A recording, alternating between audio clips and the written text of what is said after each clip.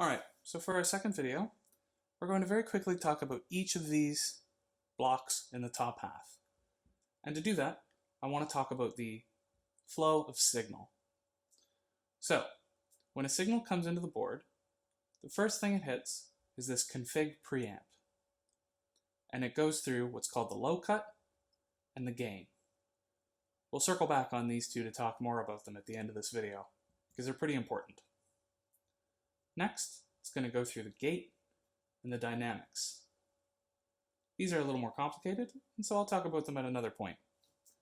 And then finally, it goes into the equalizer, and that just adjusts the highs, the lows, the mids.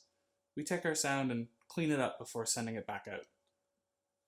And then finally, it's going to go down to this fader and have its volume adjusted one last time before it passes out to the main out. Now, if you've got a sharp eye, you've probably noticed each of these blocks actually has a little darker background and it's cut out.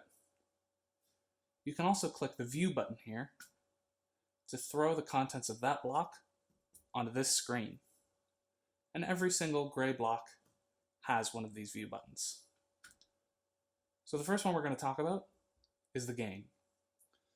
To do that, again, I've gone and got handheld one beside me, and we're going to take a look at the gain. So you can see when I talk, there's a certain amount of signal coming in, and you can see this in the input level on the screen.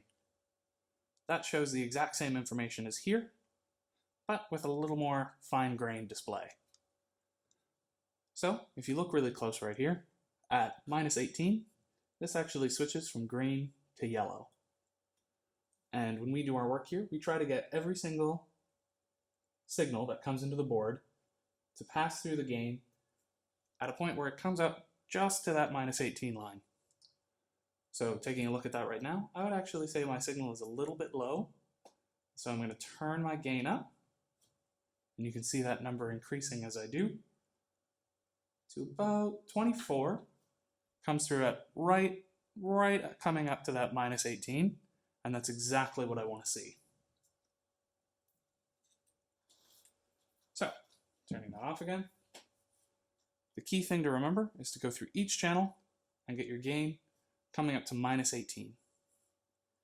Once you've got every channel set for that, that means that even if this mic changes hands, all of this other stuff is configured based on that -18 number, and once you get the gain correct, all of these will work appropriately, no matter who's holding the mic. The other thing to note here is our low cut, and what this does is it cuts off a bottom chunk of the frequency. You can actually see it here on this graph. Everything below here is absolutely zeroed out, and that's because of our low cut.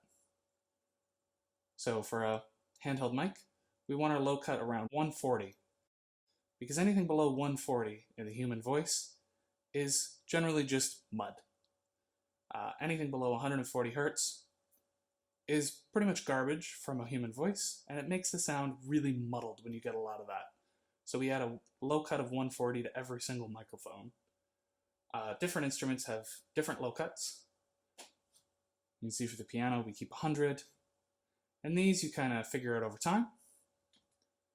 And they're all set on our board, so you don't have to worry too much about it.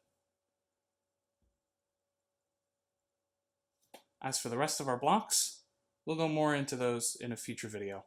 For now, the only things you need to worry about are the gain and your volume.